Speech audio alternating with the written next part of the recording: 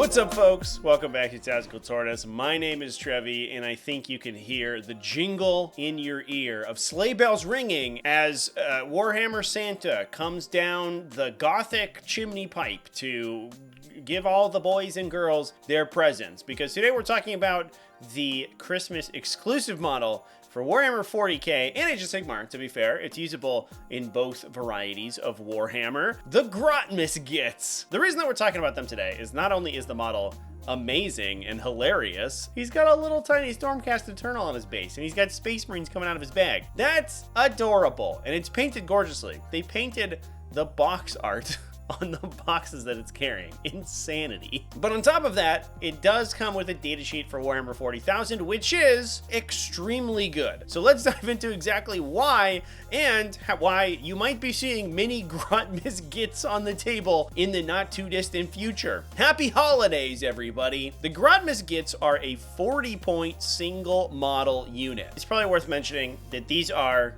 legend units, so they can't be played in all formats, and most of the time you have to ask your opponent for permission to use them, which is good because otherwise they would be all over the place. They come with a pretty stacked gift bag of keywords and core ability, including both mounted and fly. The squig bounces, I guess, a lot, so he can jump over terrain. Actually, it's a reindeer squig. What am I talking about? Of course it flies, idiot. That's why I'm a YouTuber and not a, I don't know, a theoretical physicist or something. Hello, darkness, my old friend. Built in, it's got a 5+ feel no pain, which on top of 5 wounds means it's not the easiest thing in the world to kill, although it is only toughness 3 with a bad armor save and no invulnerable save to speak of, so it's not tanky at the end of the day. However, it is a lone operative, so you won't have to worry about it being shot at in the early game. On top of that, it also has Scout D6 +4, which I love. He's gonna be coming at you, but you don't know how far. He could be charging you turn 1, or maybe he just lives in his deployment zone for a while. You don't know. Already we have some incredible stats in this datasheet that would probably cement the Grotmas Gits as an incredibly strong inclusion in almost any faction, and especially in orks. You have a lone operative 40-point model that's incredibly fast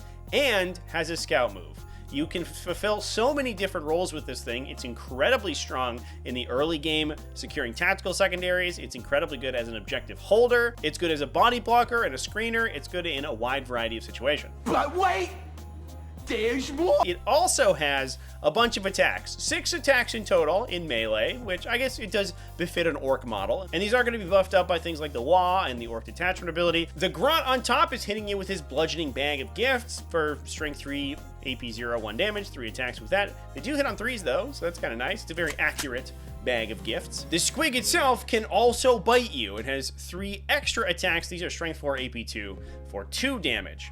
Not the North Pole in terms of damage output, but nothing to shake a candy cane at. Last but certainly not least, he also has a little bit of a supplement on his damage output with Bludgeoning Cheer. He's making it rain presents with sharp edges, because after he moves, advances, falls back, or charges, he can select an enemy unit within 3 inches, roll 6d6 for each 4+, the enemy suffers a mortal wound, then must take a battle shock check. This is insane. You get potentially 2 grenades for free. The real kicker is OC2. He's basically a little blue scribes, this guy.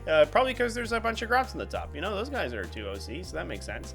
And speaking of grots, he also benefits grots with his special abilities. Gifts for All is a 6-inch aura that gives Gretchen +2 to their Thieving Scavengers roll. Thieving Scavengers is the Gretchen ability to get yourself command points if you start your command phase in range of an objective marker. This guy makes that trigger on a 2+ rather than a 4+, which is incredibly useful, especially on the first turn. If he's going to be near your Gretchen in your first command phase anyway, you have an almost guaranteed chance to get 1 command point back. On top of that, if he's also comboing with units like Zod, Grod, Wartsnappa, and his big unit of Scouting Gretchen, you can also be moving up the table with them and giving you better odds to secure your Thieving Scavengers CP later on in the game as well. For orcs, a faction that typically likes to play fixed secondaries, CP generation can be a problem for them, so having more consistent access to it is absolutely huge for the Grotmas Gits. So not only are they a lone operative,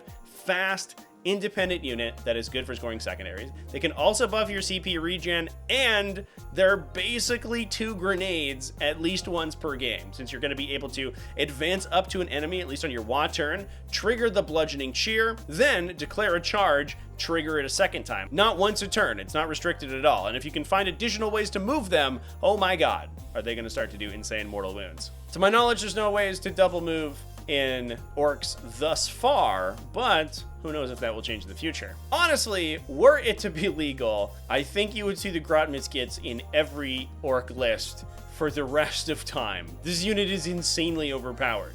Fortunately for us, the larger Warhammer 40k metagame is safe and secure from the predations of this gift-hungry squig rider, because they are also considered a Legends unit. So you can only play them in formats in which Legends are allowed, and generally speaking, you have to get permission from your opponent to use them. They're in the same category as outdated models and older datasheets that still have rules in 10th edition 40k, but aren't necessarily upkept or balanced with the rest of the game. So if you're playing in tournaments and competitive play, the Grotmas Gits are probably hibernating. However, they are coming to bring merry good cheer to your tables if you are playing in other more casual formats. An absolutely ludicrous datasheet. But with that, let me know down in the comment section what you think about the Grotmas Gits. Thanks for watching all the way to the end of the video. Big thanks as well to everybody who supports the channel, either over on Patreon at patreon.com/TacticalTortoise, YouTube channel members and Twitch subscribers. All you people, I love you. Hope to keep it classy, folks. And have happy wargaming!